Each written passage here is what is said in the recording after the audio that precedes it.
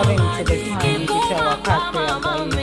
Mo kí gbogbo ọmọ Yorùbá lọ́kùnrin lóbìnrin lọ́mọdé lágbàlá arúgbó káàkiri àgbáyé. Gbogbo ọmọ Yorùbá tó ní ìgbàgbọ́ nínú Ọlọ́run alààyè ọba tí ń jẹ́ èmi ni àwa máa rí ìjà ìnípẹ̀kun àìlópin. Àwa ta ní ìgbàgbọ́ pé Ọlọ́run sọ pé déédéé ìgbà déédéé àsìkò yìí ká kúrò nínú òkùnkùn ká bọ́ sínú ìmọ́lẹ̀ Ọlọ́run alààyè. Ká kúrò nínú oko ẹrú ká kúrò nínú ìdè ká bọ́ sínú àánú wọn Ọlọ́run ká bọ́ sínú ògo wọn Ọlọ́run ká lè máa yin wọn Ọlọ́run lógo títí ayérayé. Àwọn ọmọ Yorùbá ta ní ìgbàgbọ́ mo kí wa káàkiri àgbáyé. Orúkọ mi ni Modúpẹ́ Onítìrí Abíọ́lá, ọmọ Onítìrí Èkó, opó olóògbé MKO Abíọ́lá. Mo kí gbogbo ọmọ Yorùbá káàkiri àgbáyé láti olú ìlú ilẹ̀ Yorùbá tó jẹ́ ìlú Ìbàdàn. Mo ń kí wa. Èní ni ọjọ́ tí Ọlọ́run yàn fún wa. Ọjọ́ rere pé déédéé ìgbà yìí, déédéé àsìkò yìí. Èní yìí gangan ni ìmúṣẹ ọ̀rọ̀ tó wọn Ọlọ́run ti bá a sọ. Ìrìn àjò tá à ń rìn, tá a ti ń rìn bọ̀ látijọ́ èní ni ìmúṣẹ. Tẹ́ bá rántí pé a ti ń rìn, ẹ mọ̀ pé ọmọ Yorùbá ìran ni wá. Kì í ṣèyàn ló pè wá níran o, kì í ṣèyàn ló fún wa. Ọlọ́run ló dá wa látètè kọ́ṣe wa. Ó fi wá sí orílẹ̀-èdè wa, ó fún wa ní èdè, ó fún wa ní àṣà wa. Wọ́n pè wá ní Yorùbá nation, Yorùbá kingdom, Yorùbá land. Àwọn èèyàn káàkiri àgbáyé láti àtètè kọ́ṣe wa kán tó sọrun wájú pọ̀ mọ́tẹ̀yìn. Ṣùgbọ́n ibi tí mò ń lọ lénìí ni pé èní ni ọjọ́ tọ́lọ́run yàn fún wa. Ṣé wọn pa tí ń sọ ìjọba délé ìjọba délé ìjọba délé. Èní yìí gangan níjọba délé bẹ̀rẹ̀. Mo ti bá yín ṣàdéhùn, mo sọ fún yín pé tí n bá ti wọ ilẹ̀ Yorùbá tá a dé ìlú Ìbàdàn, a jẹ́ pé ìjọba Yorùbá ti bẹ̀rẹ̀. Ìjọba Yorùbá ó bẹ̀rẹ̀ lénìí o, ó ti di dandan. Ṣùgbọ́n àwọn àlàyé kan ni mo fẹ́ ṣe fún wa. Wípé mi ò fẹ́ káwọn èèyàn rò wípé ó ṣe jẹ́ bẹ́ẹ̀. Wípé báwo la ṣe débẹ̀ àwọn tá a jọ ń rìnrìn ọmọ Yorùbá tó ní ìgbàgbọ́ nínú Ọlọ́run alààyè wípé ó ti ní déédéé ìgbà ìka padà sílé, wọ́n mọ ibi tá a ti bẹ̀rẹ̀, wọ́n mọ ibi tá a dé. Ṣùgbọ́n nítorí àwọn tí wọ́n mọ̀ bá ṣe bẹ̀rẹ̀, a fẹ́ ogun ni, a fẹ́ ìjà. Tó bá ti kan dúdú, wọ́n á máa mú ọ̀rọ̀ ìjà wá. Ṣùgbọ́n tó bá kan funfun táwọn bá fẹ́ pín, tí èdè wọn bá yàtọ̀ kínkínní, èdè wọ́n máa pín ní, wọ́n máa pínra wọn. Ṣùgbọ́n ní ọ̀dọ̀ tiwa tá bá ti fẹ́ pín, wọ́n máa ní ìjà. Bàtà Ọlọ́run dẹ̀ ti fi òótọ́ hàn àwa, ó ti set us free. So a ti kúrò ní ìdè yẹn, a ti mọ̀ òótọ́, Ọlọ́run dẹ̀ ń lead and follow. So tá bá fẹ́ wo kakàn sáré sọ wípé òkè báwo la ṣe bẹ̀rẹ̀ ìrìn àjò wa. Nígbà tá la fẹ́ kúrò nínú Nàìjíríà, a dẹ̀ fógun. A bẹ̀rẹ̀ ìrìn àjò wa. Àdéhùn wà láàrin èmi àtàwọn Yorùbá pé ẹ fún mi ní petition 5 million. Ìpè tẹ́ bá ti fún mi o pẹ̀lú àtìlẹ́yìn Ọlọ́run, a máa lọlé, a máa dá dúró gẹ́gẹ́ bí orílẹ̀-èdè. Ẹ jẹ́ kí Ọlọ́run mi kó ṣe ìyanu. Ẹ dẹ̀ ṣe tiyín, ẹ fún mi more than 5 million petition. So ó wá kù kémi náà ṣe tèmi. Mo wá fọpẹ́ fún Ọlọ́run, ọba tó ní ọpẹ́ tó ní ìyìn lọ́dọ̀ wípé ó ṣoore yẹn pẹ̀lú àánú Ọlọ́run àti gbogbo ata ní ìgbàgbọ́ tá jọ sowọ́sowọ́pọ̀ àti dé ilẹ̀ ìlérí wa o. Adélẹ̀ ìlérí wa lénìí pẹ̀lú àtìlẹ́yìn Ọlọ́run. A bẹ̀rẹ̀ láti 5 million petition. Láti 5 million petition, a ṣe recognition. Gbogbo wa a bẹ̀rẹ̀ sí ní kọ ìwé káàkiri àgbáyé pé Yorùbá o, wọ́n pè wá Nàìjíríà o, ṣùgbọ́n Yorùbá là wá o, Yorùbá lọ́lọ́run dá wa. A ṣe káàkiri àgbáyé. Lẹ́yìn tá a ṣe yẹn, a ṣe reclamation. Reclamation ni notification. Actually yẹn nìkan la need láti ṣe. Nítorí ẹ̀yà tọ́lọ́run dá wa Yorùbá. But nǹkan tó wà ń bẹ̀ ni pé ìgbà tó ti pẹ́ tán ti kó gbogbo ẹ̀pọ̀ mọ́ra wọn, a dẹ̀ fẹ́ pé bóyá ogun àbíjà, a kì í ṣe kankan náà. Ẹni tó bá fẹ́ ṣe test, mo máa ń sọ you can test it, ẹ lè ṣe é. Tẹ́ bá kóra yín jọ síbì kan, ẹ jẹ́ kí Ìgbò, Yorùbá, Hausa kó kóra wọn jọ, kéèyàn kan máa sọ òyìnbó.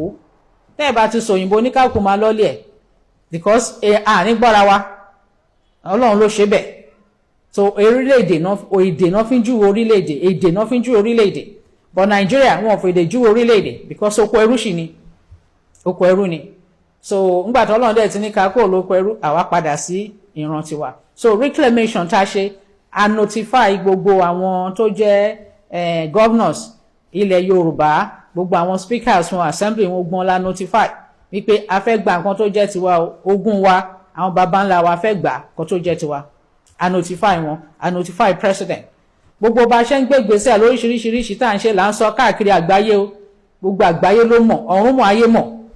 àfi bo gbogbo èèyàn pátápátá ló mọ̀ káàkiri àgbáyé UN ní o EU ní o AU ní o gbogbo Security Council members everybody wọ́n wà aware of what nǹkan tá à ń ṣe táwọn ọmọ Yorùbá ń ṣe nígbà tá a ṣe reclamation wọ́n dáhùn lábẹ́ lókè ẹ jẹ́ ká tún ṣe occupy Yorùbá national bóyá wọ́n á gbọ́ bóyá wọ́n máa dáhùn abátúnṣe yẹn kàkà kan tiẹ̀ dáhùn wọ́n ṣe show of force asset trap fún wọn wọ̀ ok gbàdá túnṣe yẹn abáṣe pé radio announcement àfi set trap náà ni wọ́n tún ṣì wọ̀ náà ni àmọ́ set ẹ̀ fún wọn ká lè mọ ibi tán dúró sí ká lè mọ àníyàn wọn bóyá wọ́n understand nǹkan tí wọ́n sign tí Nigeria sign charter tó sign ní UN or not à ń fìyẹn test wọn each time wọ́n dẹ̀ ń fail àwa náà dẹ̀ ń compile ẹ̀sùn fún wọn torí tó bá yá wọ́n á lọ face ẹ̀sùn wọn so ìgbà tá a ṣe yẹn tán làwa wò pókè ó dà ní pé a ń láti change system tá a fẹ́ ogun náà a ṣe ń láti change system kí la ṣe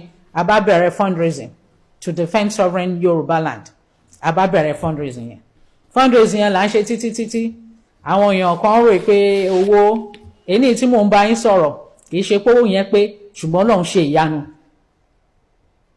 kì í ṣe pé owó yẹn pé ṣùgbọ́n Ọlọ́run ṣe ìyanu so pẹ̀lú àtìlẹ́yìn Ọlọ́run kí ló kù ká ṣe we are already a nation orílẹ̀-èdè ni wá a dẹ̀ ní right to self-determination so right yẹn láti lè form government tiwa ìyẹn la wá need láti ṣe láti nu sovereignty wa wà ń bẹ̀ látàtètè kọ́ ṣe wá kí ni sovereignty a lè ṣe ìjọba fúnra wa a ní agbára lórí resources wa à ń ṣe nǹkan fúnra wa control destiny wa control everything but once tá ti lọ sóko ẹrú a ti lose sovereignty yẹn a ní sovereignty mọ́ because a ní control over resources wa a ṣèjọba wa bó ṣe wù wá àwọn kan ló gbélé wa lórí tá a dẹ̀ ń lọ bẹ́ẹ̀ nǹkan tó fún wa là ń ṣe but ká ṣe nǹkan tó tọ́ sí wa ẹ wò ó náà látìgbà tá a ti ń sọ̀rọ̀ yìí how many years over 140 years táwọn kan bá fẹ́ sọ wá ní òkè since independence kí ni Yorùbá mú jáde nínú àṣepọ̀ pẹ̀lú àwọn amúnisìn àbí àṣepọ̀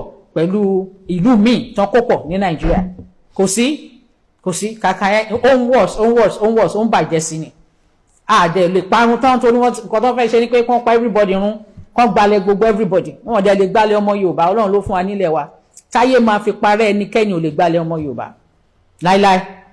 láíláí so òun lọ́lọ́run ṣe ṣàánú wa nítorí ìran tó ń sin Ọlọ́run tó yin Ọlọ́run tó fògo fọ́lọ́run ní àwa ọmọ Yorùbá lọ́lọ́run ṣe ṣàánú wa lóní ó yá déédéé ìgbà déédéé àsìkò yìí a dẹ̀ ní right to self determination kì í ṣe pé nítorí wípé bóyá nítorí ajẹ́ ẹ̀yà kan ó ti Ọlọ́run dá ẹ̀yà ti Yorùbá lọ́tọ̀ ẹ̀yà wa tún yàtọ̀ few ní lágbàáyé àkọ́kọ́ a ní right to indigenous people's right torí indigenous people ni wá a ní right sí yẹn à ń lò yẹn ọ̀tọ̀ nìyẹn o oríṣiríṣi right la ní o a ní right ethnic nationalism tó yẹ pé àwọn automatic right a ní right sovereign state we are sovereign people indigenous people national ethnic nationalism automatic ni sovereign state sí wa automatic ni a ní right to be free to be independent a ní ìdàtí wà lábẹ́ anybody toro distinct wípé ìran ni wá orílẹ̀-èdè kan ni wá